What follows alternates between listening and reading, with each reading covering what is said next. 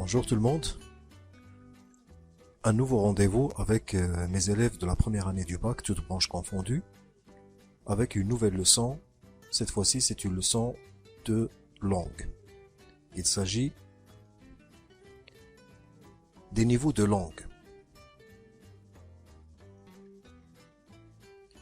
Alors, l'objectif de ce cours, c'est identifier les niveaux de langue et adapter son langage aux différentes situations de communication.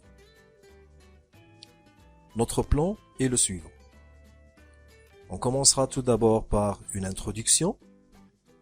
On parlera du niveau courant, ensuite le niveau familier, le niveau soutenu, et nous terminerons par l'essentiel à retenir. Introduction. À l'écrit, comme à l'oral, le langage varie en fonction de la situation de communication, et en particulier en fonction de la personne à qui l'on parle. On ne s'adresse pas de la même manière à un camarade de classe ou à son professeur. On distingue alors trois niveaux de langue. Le niveau courant, familier et soutenu. Remarque indispensable. Dans un même texte, il ne faut pas mélanger les différents niveaux de langue, sauf lorsqu'on l'en veut respecter un certain réalisme. À l'écrit, il est préférable d'utiliser le registre courant ou soutenu.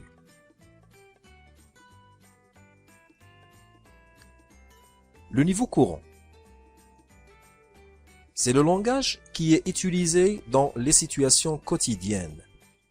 On peut l'utiliser en classe, prise de parole, exposé, devoir écrit, manuel scolaire, dans les journaux, les informations télévisées, etc. Exemple.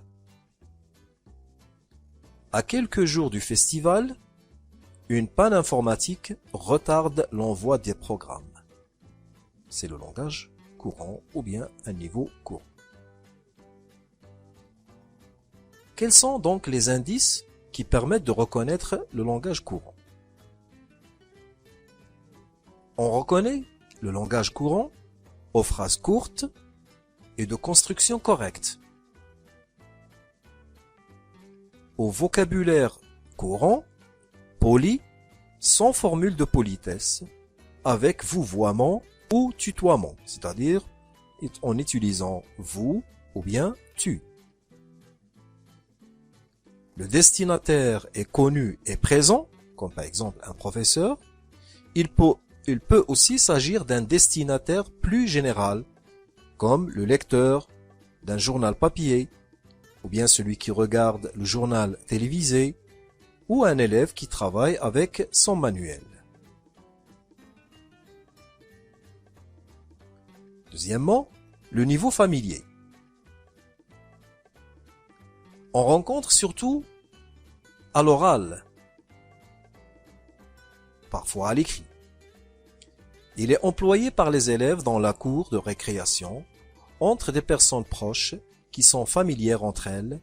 Familier vient de famille. Donc, on l'utilise avec des personnes que l'on connaît très bien. On peut aussi le rencontrer dans certaines émissions de télévision qui font croire que les présentateurs et les spectateurs sont des amis. Exemple. Il y a un problème d'ordinateur. Les programmes n'ont pas pu être envoyés. Donc, comme vous remarquez ici, la phrase, elle est bizarrement construite et on va voir pourquoi dans les indices. Les indices. On reconnaît le langage familier au vocabulaire simple, relâché, argotique ou abrégé. Les colloques au lieu de colocataire. Aux constructions parfois incorrectes, les négations incomplètes, ont pas pu, comme on a vu dans l'exemple, au lieu de n'ont pas pu. Les structures raccourcies et incorrectes à l'écrit je suis petit, donc au lieu de dire je suis petit. À la prononciation incorrecte, y a au lieu de il y a. Et enfin, le destinataire est un membre de la famille, proche ou un ami. Le troisième niveau, le niveau soutenu. On le trouve surtout à l'écrit, dans les œuvres littéraires et à l'oral dans certaines circonstances où il faut faire très attention à son langage, comme les examens, concours, lettres et discours officiels. Exemple. À quelques jours du festival, l'expédition des programmes a dû être différée en raison d'un incident informatique qui a provoqué l'interruption des machines. Les indices. On reconnaît le langage soutenu grâce aux phrases complexes,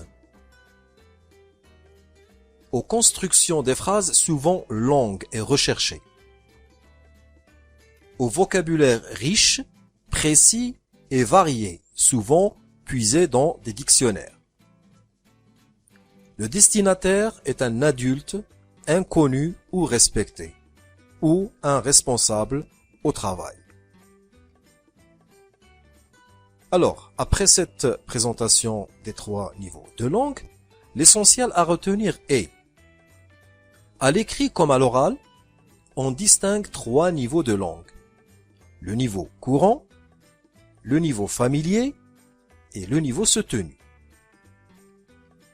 Dans le travail, comme dans la vie quotidienne, il est important de bien les distinguer et de choisir celui qui est le plus approprié à chaque situation de communication.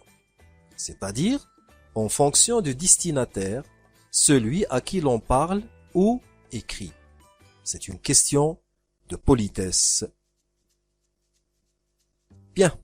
Sur ce, je vous dis à la prochaine vidéo et surtout, je vous remercie pour votre attention.